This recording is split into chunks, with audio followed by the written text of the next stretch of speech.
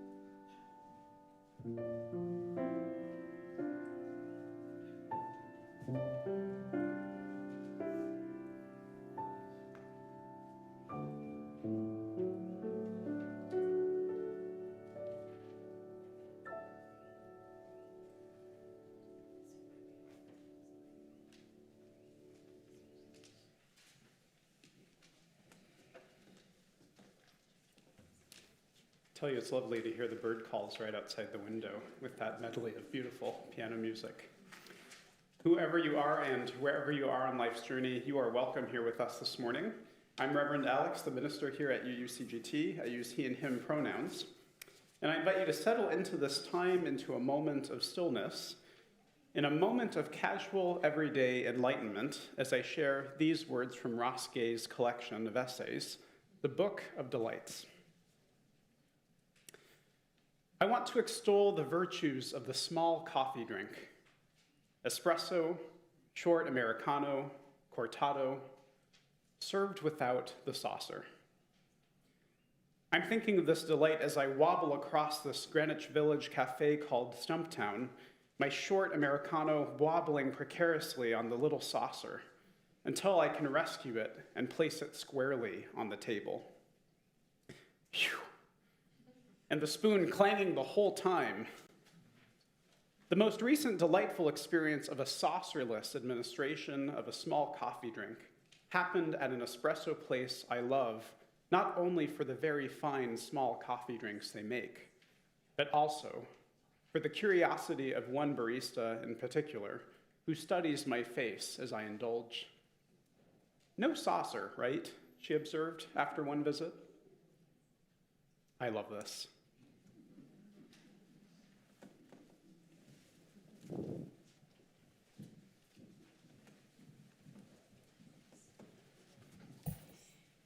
As we light the chalice this morning, which is the symbol of Unitarian Universalism, please join me in reading our mission words found on the back of your order of service.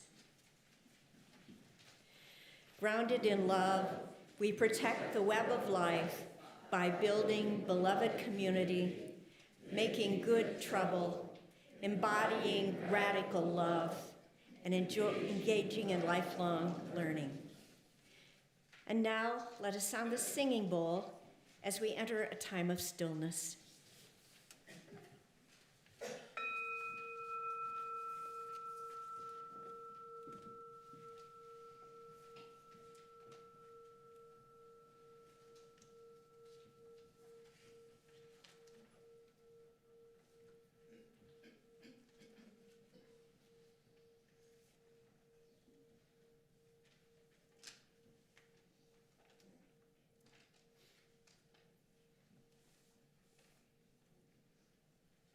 Would you please rise in body or in spirit and join me in singing our opening hymn this morning, Morning Has Broken, number 38 in the Gray Hymnal.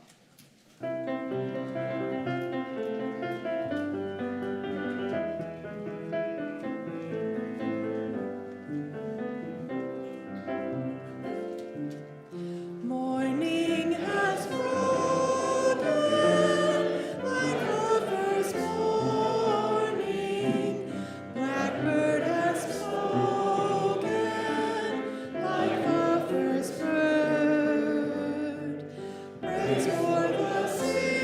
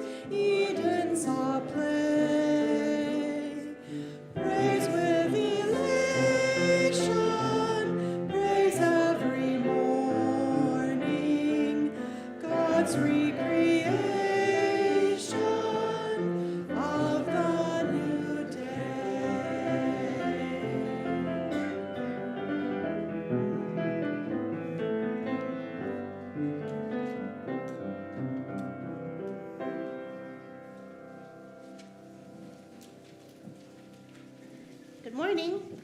If all of our kiddos want to come forward. See a few of you out here this morning. Oh, hello. Hi. Hi. I didn't see you hiding in the back there. Hello. Come on forward, friends. It's okay. Don't be shy. Or you can be shy. That's allowed. All right. Come on forward. Hello. So my name is Chelsea Bentley. I am the Director of Lifelong Learning here at UUCGT. I use they, them, and she, her pronouns.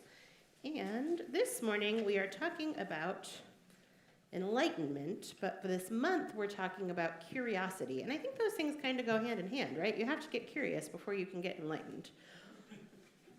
Right? So we're going to practice some curiosity this morning. What are some things that you all have ever been curious about? What do you get curious about? What do you wonder about?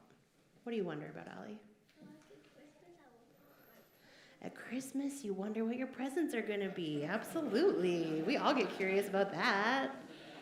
Christmas, birthdays, whatever holidays you celebrate, that you get presents. What are my presents going to be? Curious about things that are kept maybe a little secret from us, right? What else are you curious about? When you're going to die. That's a great thing to be curious about. It's a little morbid, but it's a thing to be curious about. Absolutely. What's going to happen after that, right? That's a thing a lot of us are curious about. What else? What else do we get curious about? Barfing. Gross, but all right. Why do I do that? All are welcome here, friends. All curiosities are welcome. Why does my body do that? That's gross. Why is my body behaving in this way? Because it's cool? I don't think it's cool at all. I think it's unpleasant, but you do you, friend. All right, so this morning we're going to go on a little curiosity journey. So let's stand as we are able, or you can sit and do this too. Grown-ups, you can stand as well. It's good to move our bodies. So we are going to be walking through some doorways this morning. So kiddos, if you want to walk around this front space, you can. Grown-ups, if you want to kind of just walk in place. So you can walk around this front area with our hands keeping to ourselves, please and thank you. So walking around, we're walking about the world. And then when I say, curiosity door, you're going to freeze. Because sometimes curiosity is like a doorway, and we have to step through it, right? So when we get curious about something, we have to choose to move toward that something if we want to learn about it. So we're walking along, noticing what you see as you go. What do you see? What do you notice? What do you notice in your body? And then curiosity doorway. Now you get a choice. You get to choose to step through this doorway, or you can hang out where you are. So when you step through this doorway, if you choose to step through, first you have to open the door. There's gotta be sound effects, guys. And inside this doorway, there is a world full of dinosaurs. Step through it if you choose. All right, now keep on walking as you're observing this dinosaur world. I see a dinosaur! It's gonna eat me! Somebody's gonna ride a dinosaur. What else do you see? I see old plants that don't exist anymore. A volcano! I hope it doesn't erupt. All right, curiosity door. Freeze. All right. Open the door. Gotta make a sound effect. All right. Peek in. In this door, there is an underwater city. I'm gonna go through it. If it's underwater, we have to swim. Maybe you can walk underwater. Maybe we're walking on the ocean floor. I don't know. What do you see in this underwater world? Oh, did you forget your helmet? Fishies! Ollie's having a hard time talking. Uh-oh, we're passing out because we can't breathe underwater. I think we all grew gills when we walked in here. I see fishies. I see a whale. Whoa, watch out! All right, curiosity door. I see Godzilla. You see Godzilla underwater? That's terrifying. All right. Through this next curiosity door, open it. I like that our doors sound like cats. I don't know why. All right. Inside this curiosity door, peer inside. We see I see Chelsea. You see a me? A robot invention lab. Beep boop, beep boop, beep boop, beep boop. I think I'm going to become a robot in this robot invention lab because it's fun to move like a robot. I see Robot Godzilla. I see Mechazoids. You see Godzilla in the robot? Is Godzilla a robot? Yeah, there's a robot. Oh, goodness. There's a robot Godzilla. That sounds scary. Beep boop, beep boop, beep boop. I see lots of tools for building robots. Curiosity door. All right, now I'm going to let somebody else choose where we're going. Oh, this is scary. All right, open up. Ollie, what do you see in this next world?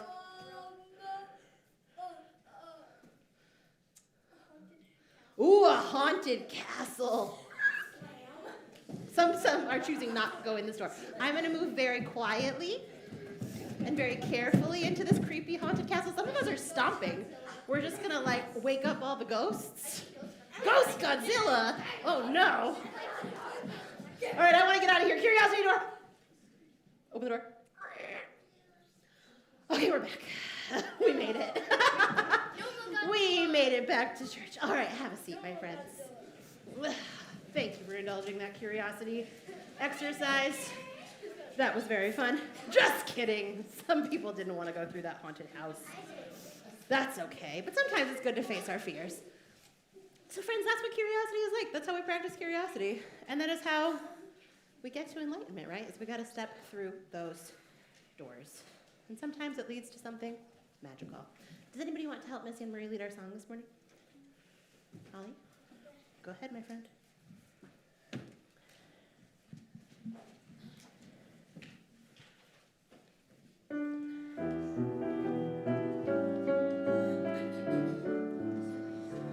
We are children of the stars, we are children of the earth, we are spinners and weavers in this web of life, and the joy that we weave reaches out beyond the stars and deep within the center of our being.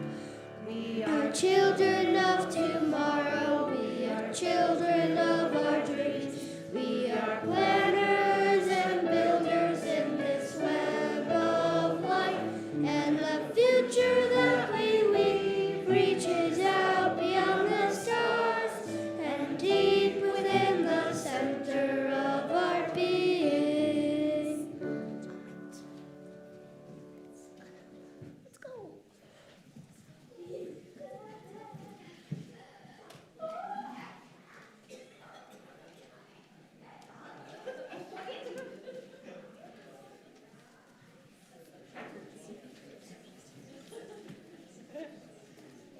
Something tells me Godzilla just went out there. I think so. Good morning, and happy Mother's Day, and happy Mother Earth. With all the sunshine and the flowers, it's really good to be here. My name is Catherine Van Ostrand. When Alex asked me to share with you today, my initial thought was, what moment of enlightenment do I have to share that anyone would appreciate? I felt that old familiar feeling of insecurity creep in. I know I am not alone in this feeling. It is precisely because of two moments of enlightenment that I had years ago that I decided to accept Alex's invitation. Some of you know I am a sign language interpreter, and I work with deaf, hard of hearing, and deafblind people. Like all languages and cultures, the deaf world is dynamic and frequently misunderstood. So we have to open up that door of curiosity about deafness and interpreters. Interpreting is a practice profession, meaning one never truly arrives. Instead, we are constantly striving to adapt and improve. I graduated from my training program in 1990, the same year George H.W. Bush Sr. passed the Americans with Disabilities Act, or ADA. Before the ADA, deaf people had fewer chances to connect with people and were isolated and misunderstood Since then, I have witnessed more opportunities for deaf people who finally have access to the accommodations they deserve. So for the past 15 years of my interpreting career, I worked in a variety of settings, including education, performing arts, medical, and mental health. About 20 years ago, I began working in the video relay industry, interpreting phone calls with online video technology. Several years after I started this work, I became an interpreter trainer for the same company. During one of my ethics webinars, I asked a participant to share her opinions about one specific ethical scenario. And at that moment, she highlighted a particular challenge she had in expressing her own opinions or thoughts or feelings. And this insight the interpreter shared with me, after interpreting for so many years, she truly felt hesitant and out of practice, sharing her own opinions in any context. So thanks to this interpreter, I realized right then and there that there might be an occupational hazard for interpreters who work full-time, constantly expressing what other people feel. And we focus so much on making sure that people truly understand what deaf people have to say, because they're frequently misunderstood. So allow me to explain further. We are trained to remain in our role and to be neutral and impartial, and we represent only what others are saying at that moment. For example, when a deaf person communicates in ASL, we must represent in an equivalent message what they are saying into spoken English. The choices that we make as interpreters on how to represent what they're trying to say in spoken English must be as close as possible to their original intent. And the same holds true for when we are interpreting from English into American Sign Language, which is typically what most people think about when they're thinking about an interpreter. We see them waving their hands around and we're, oh good, the deaf people know what other people are saying. But we often forget about deaf people finally having a chance to say what they want to say, and we interpret their intent into spoken English. And this process is always done simultaneously. And so on any typical workday, interpreters have very little time to express their own opinions. So they spend a whole lifetime bridging that gap between people who are deaf and people who don't know sign language, and have a chance to express ourselves and make those necessary connections.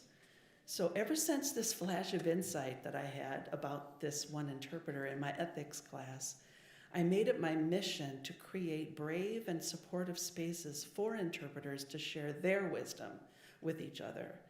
And now most of my webinars are discussion-based sessions where interpreters finally have an opportunity to share a bit of themselves in a professional setting.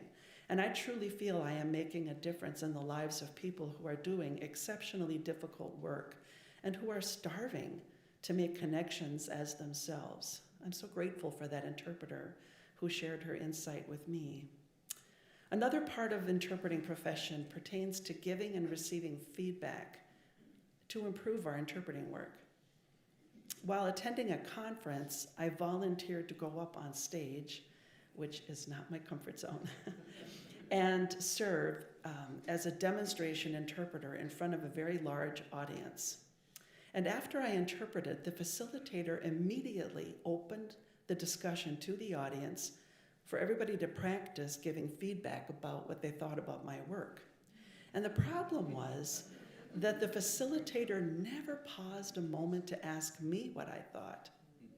I will never forget how that felt when I was standing on stage, listening to the audience practice as they give discussion points and talk about what they would have done differently and what they thought I did, and okay, And I vowed to myself from that point forward, I would create opportunities for brave interpreters to receive feedback, and I would always give the interpreter an opportunity to share their perspectives about their own work first, before everybody practices with their feedback. Finding good listeners in this world can be really difficult. I mean, people who truly listen and try to understand on a deeper level. Most people are kind of distracted, and they're half listening while they're formulating what they will say to you in response. And I believe this is especially true with interpreters, where they feel isolation and they crave being around good listeners. And I think in this world, anyone could easily conclude that what they have to say isn't worthwhile, especially if it seems others are not engaged. This is an environment here at UUCGT that is ripe with opportunities to grow in self-expression. When I am brave enough to share my insights with others, I truly believe people here will endeavor to understand me. And this is one of the ways we are in covenant with each other. During the next couple years, I think we're going to have plenty of opportunities to lean into the ideas of shared ministry, including individually coming up here like I'm doing today and express ourselves and share our points of view with each other. I suggest that we focus on how we can strengthen this community together. And I hope those of you who are like me will be brave enough to come on up here and share your insights with this beloved community. I personally extend an invitation to all of you who doubt you have something to contribute, because if I can do it, so can you. Thank you.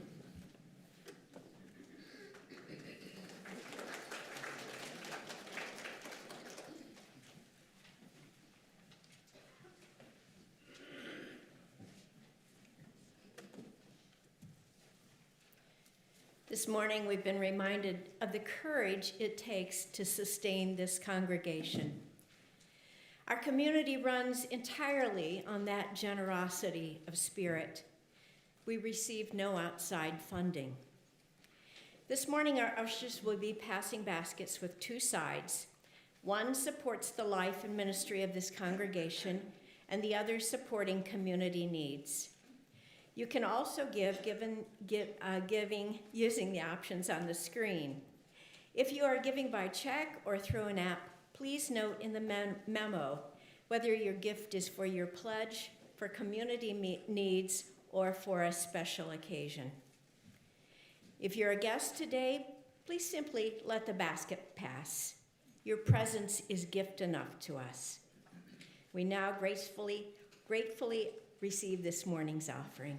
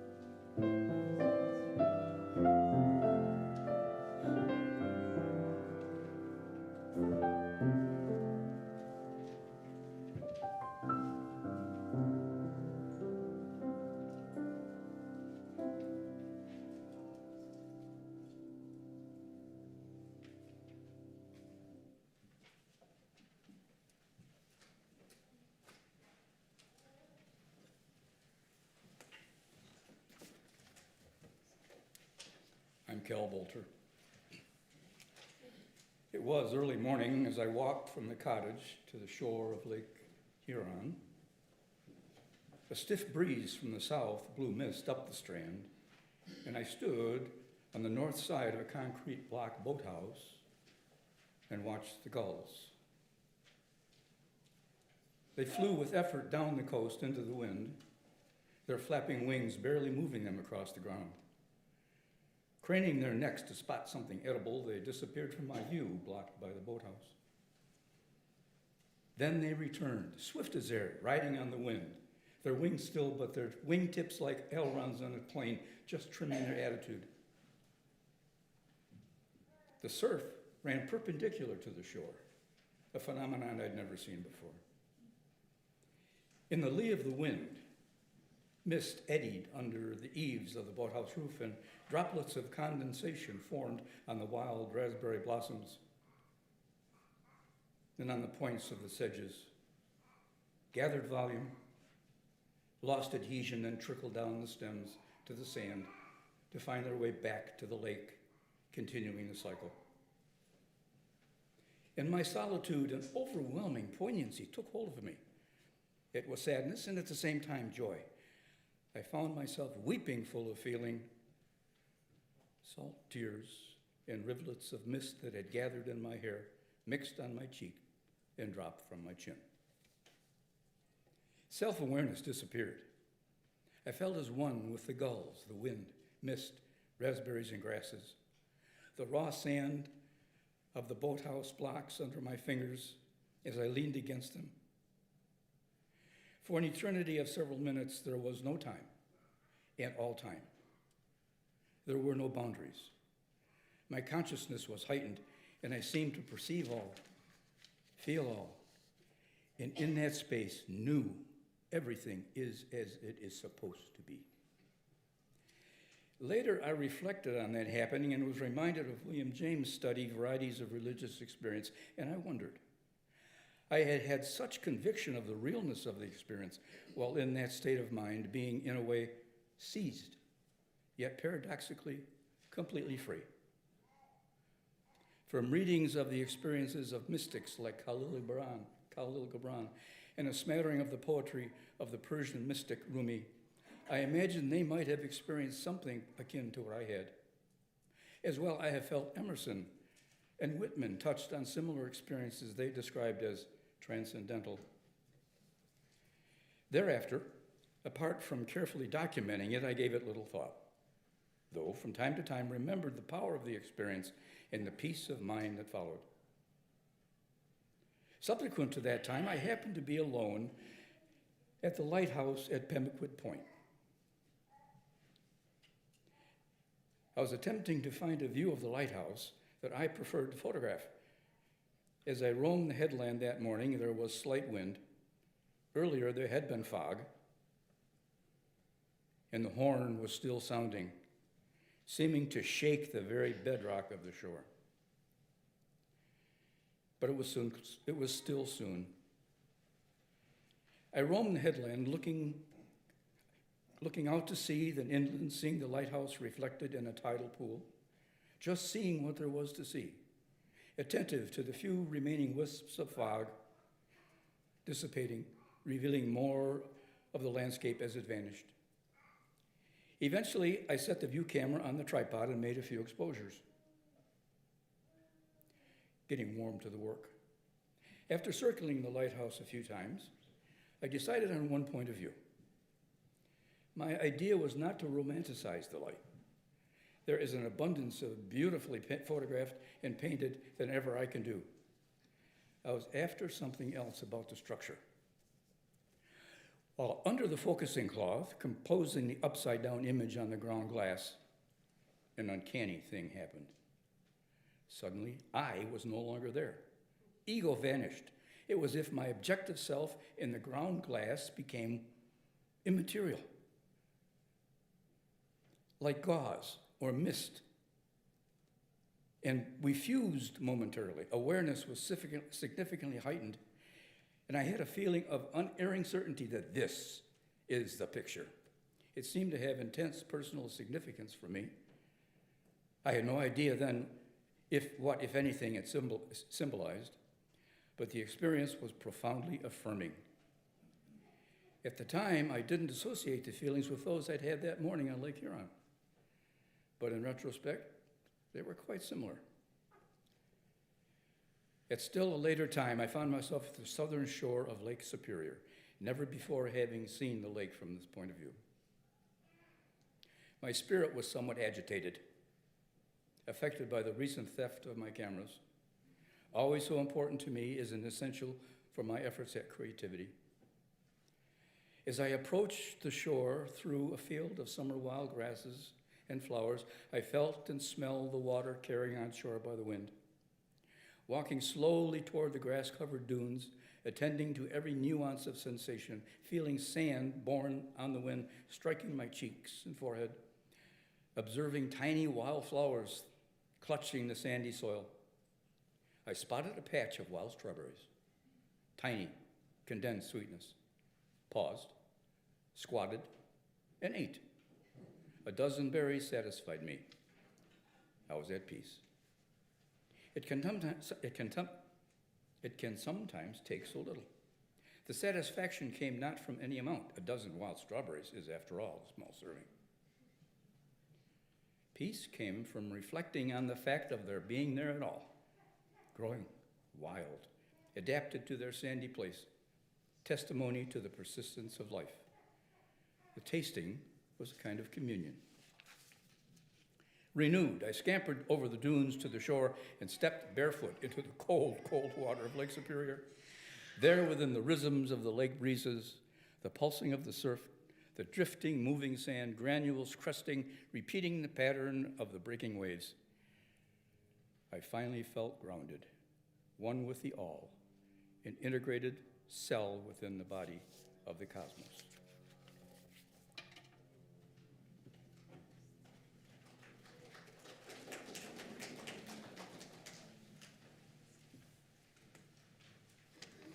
Good morning, all. We pause now to hold what has been shared, the joys and concerns and milestones and moments of this gathered community. Say it with me, please. None of us is meant to travel life's journey alone. And here is what has been said with our gathered community, shared with us. A joy from Reverend Alex. Grateful to watch my brother Ryan's graduation from law school on Friday in sunny San Diego. You're welcome for bringing back some sun. From Chrissy, a definite joy. Victoria completed her master's in clinical psychology, counseling, and graduated on Friday. I haven't been to church since I moved, so wonderful to be here and see friends again. Another joy from Ann Swaney. When Jim Gamble was here, he came and announced that the cherries were out on Old Mission Peninsula. That was always a favorite. We knew that that was coming every year at about this time. Well, they are out now, but wait a week and see them in full bloom. And from Chelsea, on Friday we took 5 youth and their parents to BAM, Youth Summit for the LGBTQ teens. It was amazing to see 300 queer and trans youth from all over the state come together and learn to build community. And lastly, from Kim Grebe, a candle of warmth and love for Myrna Yerkel and Joanne Sheard, feisty and talented wife, who is back in the hospital.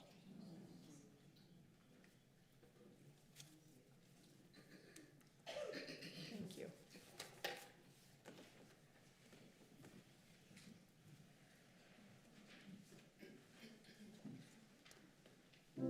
Now is the time to come forward for our stone meditation as you're so moved. We've got some stones and our bowl of water here.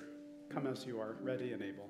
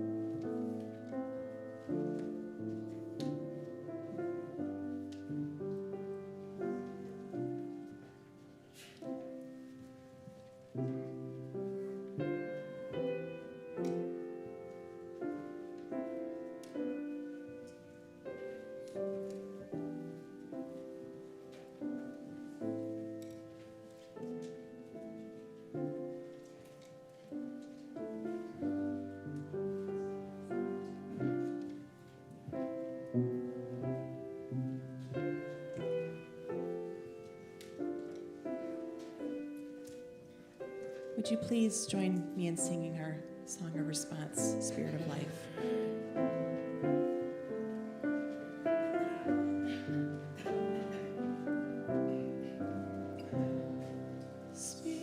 Spirit of life, come unto me.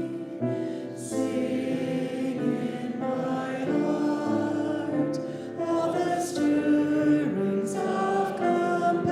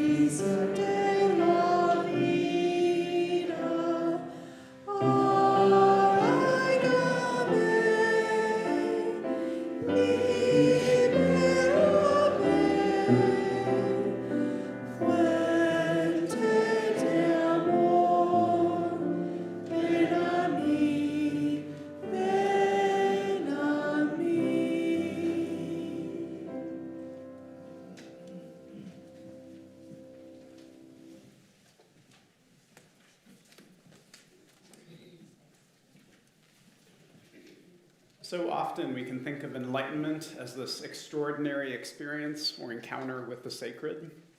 Images come to at least my mind of Siddhartha Gautama sitting under a Bodhi tree, or the heavens opening up and the spirit descending from the clouds like a dove.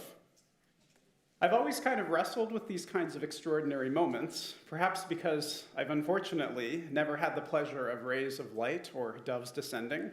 I'm not sure about a few of you. My take on these moments of enlightenment is not so much telling you about the extraordinary. Instead, it's what I'd found in the ordinary and the mundane. Those sacred everyday encounters that remind us that we are on holy ground. While some may be on higher spiritual planes and tiers than me, I want to share a couple of stories with experiences of what I've come to know as sacred. My first story goes back to finding UU community in my teenage years, experiencing the deepest belonging I had ever known as a teenager and youth, all surrounded in a predominant culture and environment that told me that I didn't belong, that I didn't fit in. Many of us don't make it out of our teen years unscathed by messages and experiences of what it feels like to not belong. We don't often resonate with salvation language in UU spaces, and yet that's exactly what happened for me. Finding my way into UU community literally saved me. It nurtured and nourished me, and it couldn't have come at a better time in my life. Now, I remember one of my first experiences of worship at a youth con, these overnight weekend gatherings at a nearby church, often in sleeping bags on the floor of a sanctuary. Who knows what I'm talking about? Yeah, a few of you, all right. During worship, youth gather in a circle with a chalice at the center, each person positioned so that everyone is seen and also unspokenly held by the group, each person having a place. And I approached this gathering with a lot of skepticism, which thankfully is not unwelcome in UU spaces. I found myself asking a lot of questions. As kind and as welcoming as this group said it was, would I really fit in here? Everyone seemed to be all about worshiping together. Would this worship resonate or mean anything to me? Would the heavens open up even here in some kind of deep spiritual experience? And would I really find or tap into what others were getting so much out of this? In that circle, I felt room there for my belief and my unbelief. And in a moment of clarity, sitting there, legs crossed on the wooden floor, it hit me that others were holding this same tension too. Others weren't sure if they belonged or if this would be space with room enough for them. We all were making meaning and understanding of our lives in real time right there in this circle. And you could almost hear the hum and buzz of our minds busy at work, wondering if this was a place in which we could really and fully show up as ourselves. I had this ordinary experience of finally not feeling so alone at a time when loneliness was always not far from me. I felt a wind or a rush of energy throughout that circle. That's the best way that I can describe it. This inner spiritual gravity that seemed to draw us closer together. Right here, the ordinary was made extraordinary. A circle of teenagers, of new friends, finding their way together. The ground beneath us made holy by our presence. I remember participating in a silent retreat with these same youth not that long after, joining one another for a weekend trip to the woods to encounter silence. My identity as a UU still forming, I was nervous about the 4 hours of silence we were about to embark on. I wondered how I'd survive it. 4 hours of silence is an eternity for a teenager, but maybe even for some of us still. Sitting there in the silence of the woods, hearing the rustle of wind beneath the branches, that familiar hum of gravity finally started to set in. And although we were all on our own, I somehow felt more connected than ever with these other youth, each of us having our own silent encounters with the sacred. I'm grateful for the ways that UU community brought me not only into greater connection, but also taught me how to listen for and even to feel this sacred gravity. Now, the second story is not really a story, but rather an ongoing acknowledgement of these everyday glimpses of sacredness and connection in daily life. As I've journeyed through life, I've learned that I can cultivate a posture of openness toward these feelings and sensations of sacredness, of sacred ordinariness.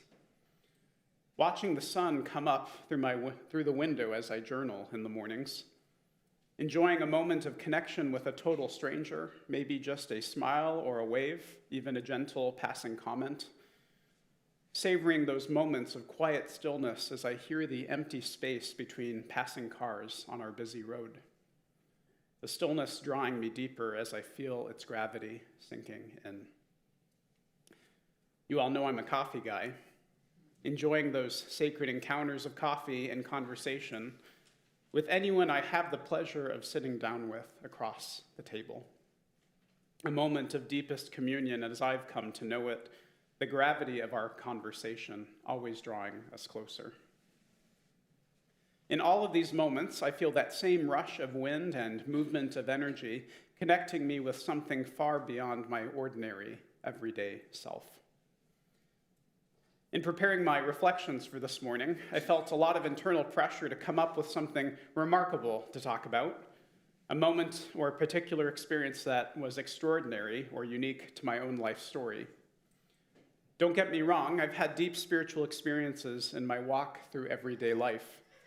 Yet I can't seem to shake this sense of the specialness of the ordinary made extraordinary, of that same sacred gravity.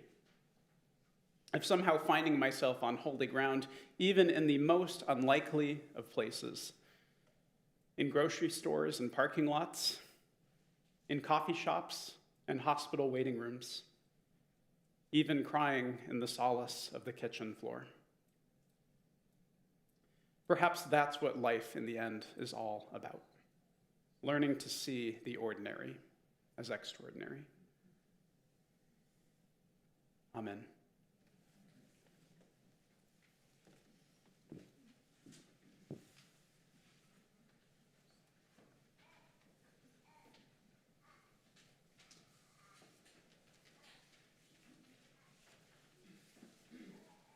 Would you please rise in body or in spirit?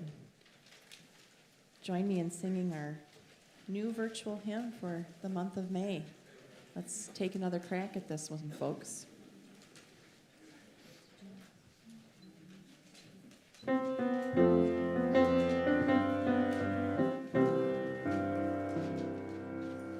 So many friends who've had to say goodbye.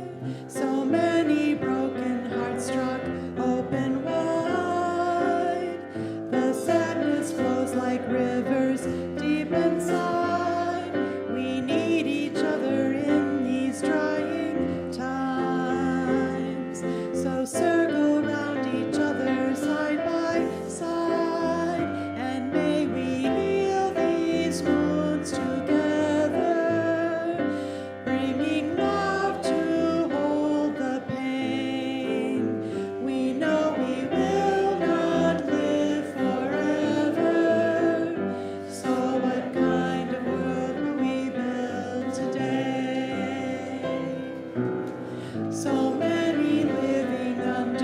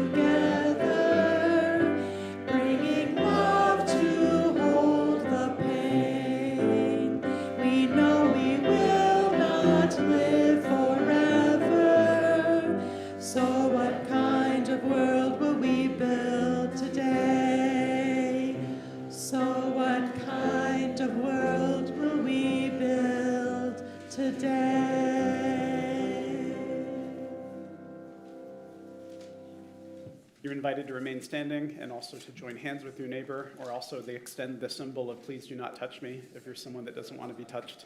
And Beth will release our flame. As our child's flame is extinguished this morning, may we remember that its glow is carried within us. May we carry the light, may we share it freely, and may we find it everywhere.